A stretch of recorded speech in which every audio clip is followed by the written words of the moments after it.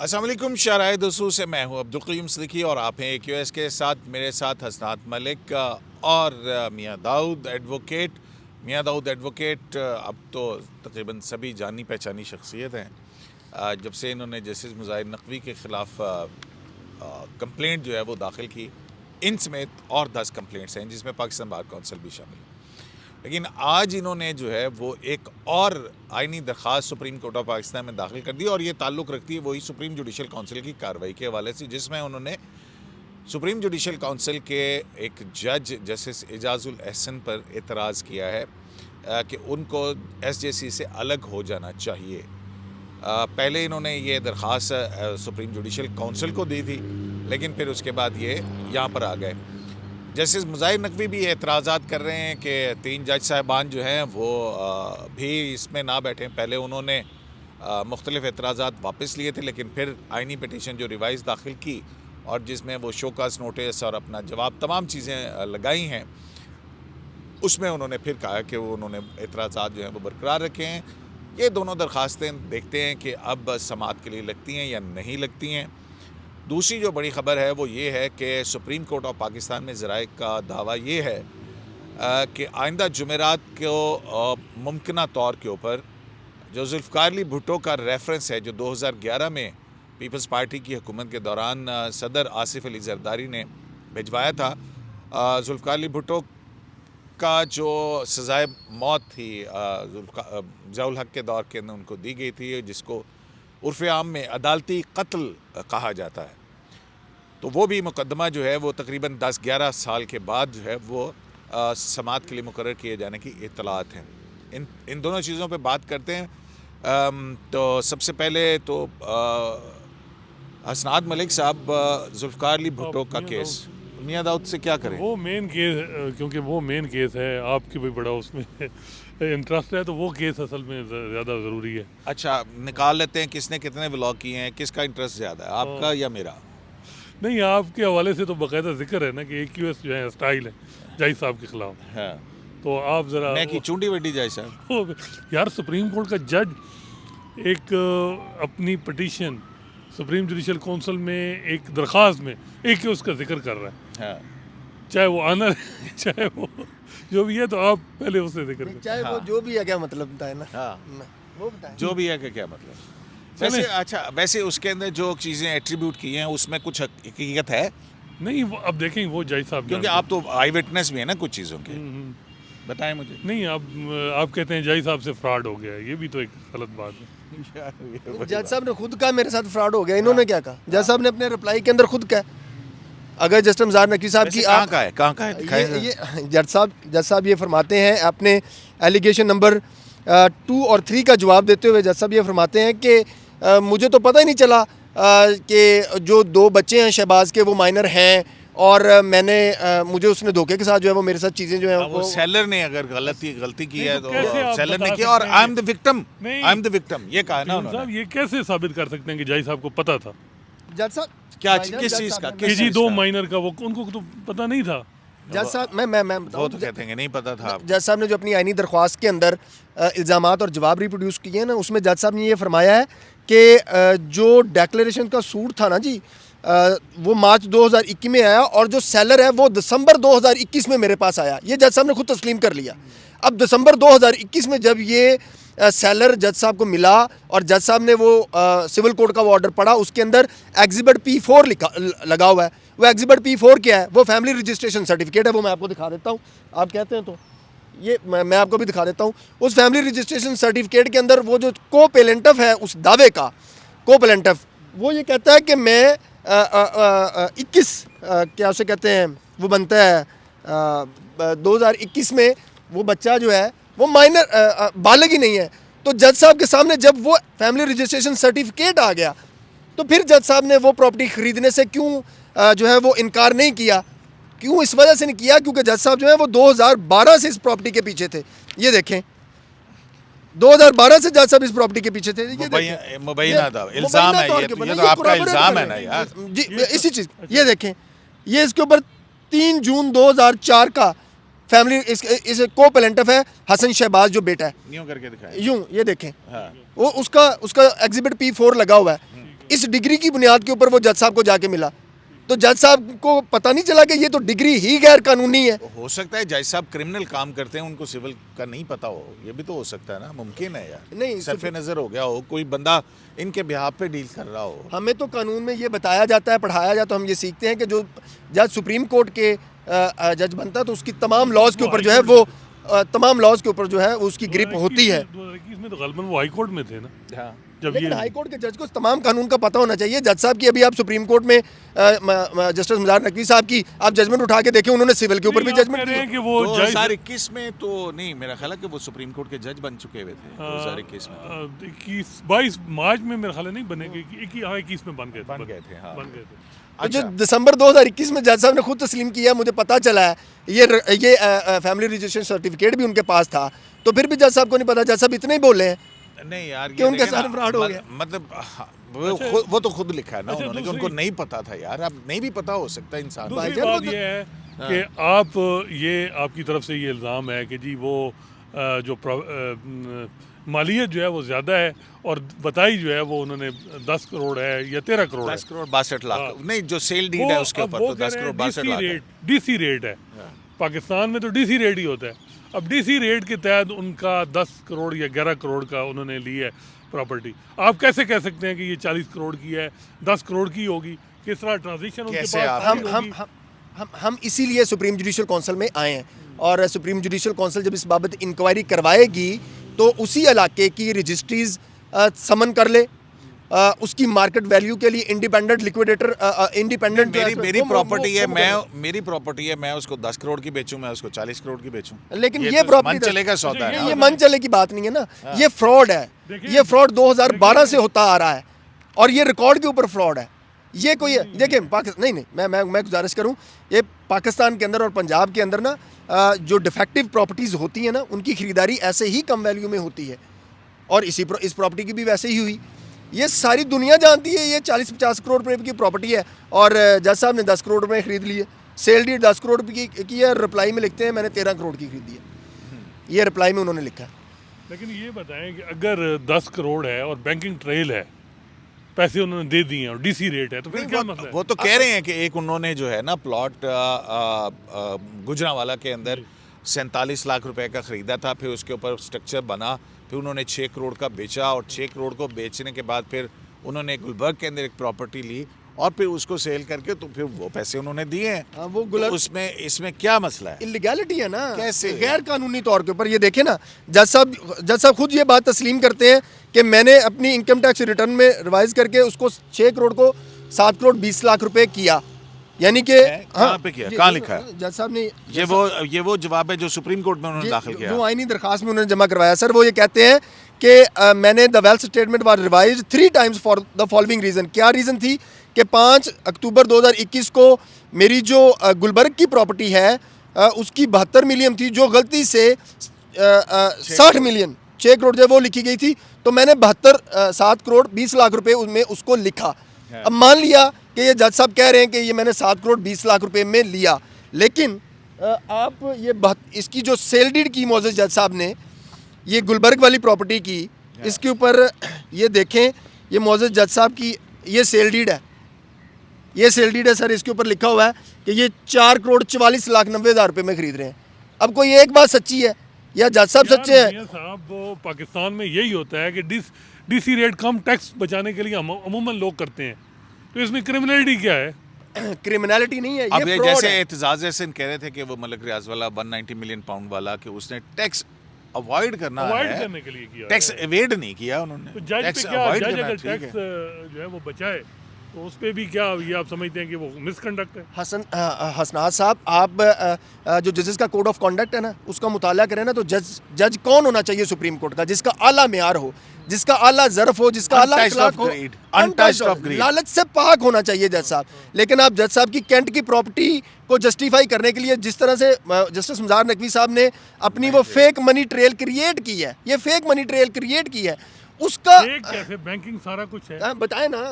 इस जवाब के अंदर तो जज साहब ने एक भी बात नहीं लिखी। नहीं, जज साहब ने तो ये भी लिखा है कि 216 के तहत जो है वो मेरे टैक्स रिटर्न जो है वो किसी को नहीं दिए जा सकते और आपने जो है ना वो सिर्फ टैक्स रिटर्न ले लिए। मैं कहता हूँ सिर्फ इस बात की इंक्वायरी करवा के जस्टिस हमज़ार नकवी साहब का फैसला कर लिया कि वो सच बोल रहे हैं कि झूठ बोल रहे हैं। अगर वो झूठ बोल रहे हैं तो इस बुनियाद के ऊपर ही उनको निकाल।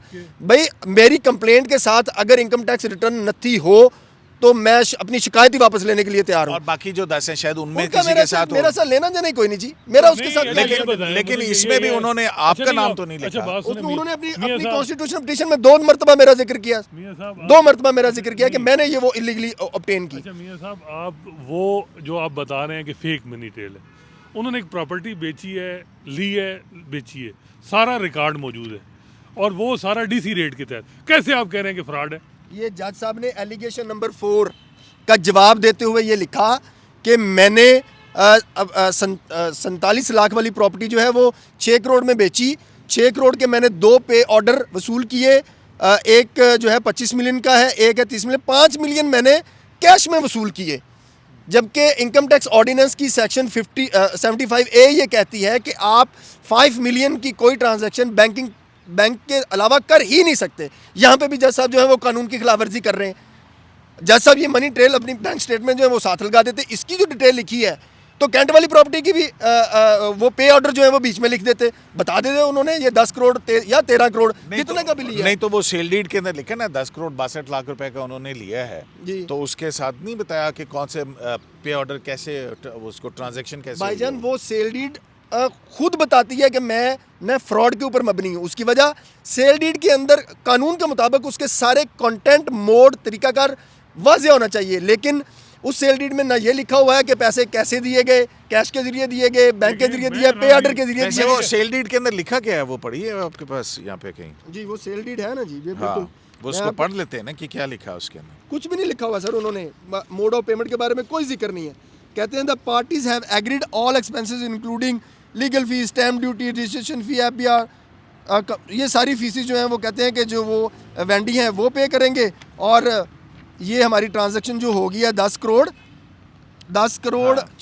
68 लाख 42 हज़ार रुपये में, 10 करोड़ 68 लाख 42 हज़ार रुपये में। इस पैराग्राफ में कहीं नहीं लिखा ये देखो ये कह रहे हैं कि by the vendee to the vendor 10 crore रुपए जो हैं वो 10 करोड़ 62 लाख 42 हजार जी जी all of which has been paid by the वेंडी Vendi- मीन जज साहब उन्होंने पे कर दिए जी। आगे लिखते हैं receipt of which the vendor do here bye acknowledge. वो कौन सी ये नहीं रसीद लिखा है? आगे यहाँ पे वो बैंक के जरिए दिए हैं, कैश के नहीं, जरिए लेकिन दिए हैं, ये चौधरी कानून की खिलाफ चौधरी वर्जी है। शबाज जिसने बेची है वो कह रहा है कि मैंने ले लिए हैं पैसे, या उनको एतराज नहीं, तो आपको क्या एतराज है? नहीं, नहीं। अगर 35 करोड़ और की कोई प्रॉपर्टी है, हसनात 10 साहब- करोड़ में वो ले रहे हैं कोई और भी- FBR कोई नोटिस नहीं कर रही। FBR का ये केस नहीं है, हमारा ये केस नहीं है कि FBR ने इनको टैक्स का नोटिस दिया नहीं दिया, FBR को तहकीकात करनी चाहिए। हमारा ये केस है कि ये सुप्रीम कोर्ट की दीवार के ऊपर कोई बंदा आके लिख गया है फ्रॉड, कोई बंदा आके लिख गया है, चीफ जस्टिस उसको नहीं साफ करते, सुप्रीम कोर्ट का अमला उसको साफ नहीं करता। तो इसका मतलब ये नहीं है कि कोई पाकिस्तानी अपने घर से अपनी टाकी, कपड़ा, पानी लाकर उसको साफ ना करे। ये सुप्रीम कोर्ट के जज हैं। हमारा केस ये नहीं है कि उन्होंने टैक्स अदा किए हैं या नहीं अदा किए। हमारा सादा सा केस है कि उन्होंने कैंट की प्रॉपर्टी के लिए फ्रॉड कमिट किया है, कानून की खिलाफ वर्जी की है। उस फ्रॉड के लिए उन्होंने फेक मनी ट्रेल जो है वो क्रिएट की है। उसकी इंक्वायरी कर लें, दूध का दूध, पानी का पानी चले हो जाएगा। ये आप यार ये मैरिट्स के ऊपर ना वो जाएं बैंकिंग आप। ट्रेल भी दे देंगे, मेरा अच्छा। ख्याल है कि उनके पास सारा कुछ होगा। ये हो अगर ही है नहीं तो सकता। वो दे देते। नहीं वो अभी इतनी भाई जल्दी अभी क्यों जब दे? आएगा तो फिर आप वो उन्होंने देखिएगा। गुलबर्ग प्रॉपर्टी का सर बीच में पे ऑर्डर नंबर तक लिख दिए हैं, तो कैंट की भी लिख देते। हो सकता है कि वो उन्होंने छुपा के रखी हो एविडेंस, जब आगे चले तो फिर चले देंगे। मुमकिन है, वैसे ये तो कोई सारा लाजमी कुछ तो वो नहीं है मान ना कि अपना सारा डिफेंस वो डिस्क्लोज कर दें आप। अच्छा वैसे मैं आपको मजे की बात बताऊं, हाँ। इसी जवाब में उन्होंने कहा कि मुझे 21/11 को पता चला कि इसके 2 बच्चे माइनर भी हैं, और जब मैंने अपने तौर पे पता किया तो वो 7 सितंबर 2022 को उनका नादरा में रजिस्ट्रेशन रिवर्स हो चुकी हुई थी।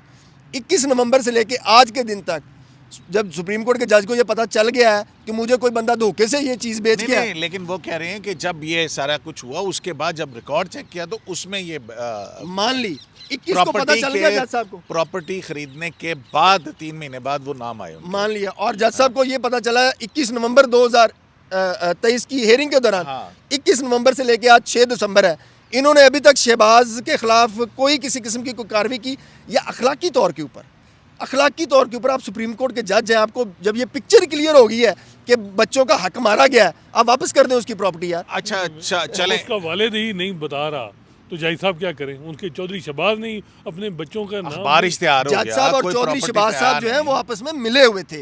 ये चीजें सारी कोलैबोरेट करती हैं इसके साथ। आपके अच्छा, पास- जज साहब 2012 में जो खातून उनके सामने आती है, जज साहब वही प्रॉपर्टी खरीद रहे हैं, ये क्या बात होती है? एक ये चीज इत्तेफाक भी तो हो वो सकता कह है। रहे और हैं ये मैंने- इत्तेफाक नहीं भी हो नहीं सकता। नहीं, सुने बात सुने, वो एक क्रिमिनल मैटर था जिसमें बेल रिजेक्ट हुई और वो फैसला खिलाफ किया उन्होंने। हसना साहब, हमारा ये केस नहीं है कि वो उसके हक में फैसला किया या खिलाफ किया। हमारा केस ये है कि प्रॉपर्टी का नॉलेज उनको, जज साहब को तब पता चला कि ये डिफेक्टिव प्रॉपर्टी है, तब से जज साहब उसके पीछे लगे हुए लेकिन हैं। एक बात है मियाँ साहब, और भी बहुत से जज हैं, कई रिटायर हो चुके होंगे, जिन्होंने इसी तरह डिस्प्यूटेड प्रॉपर्टीज खरीदी हैं।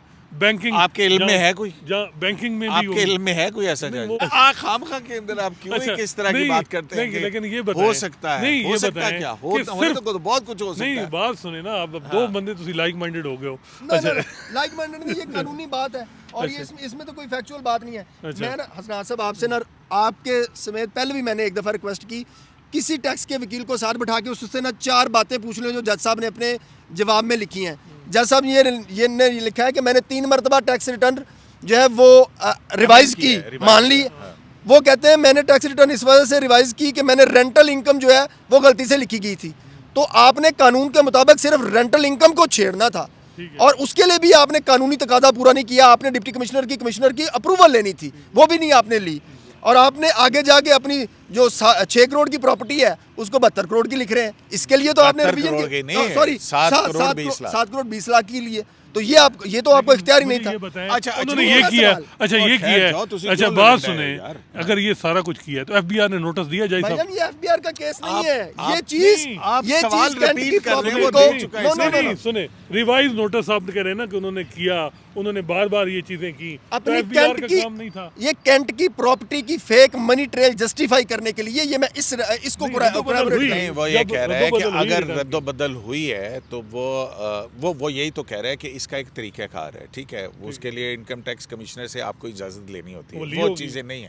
अब ली होगी तो जवाब के वो तो साथ बात तो है ना। एफबीआर ने क्यों नहीं इस पे नोटिस दिया?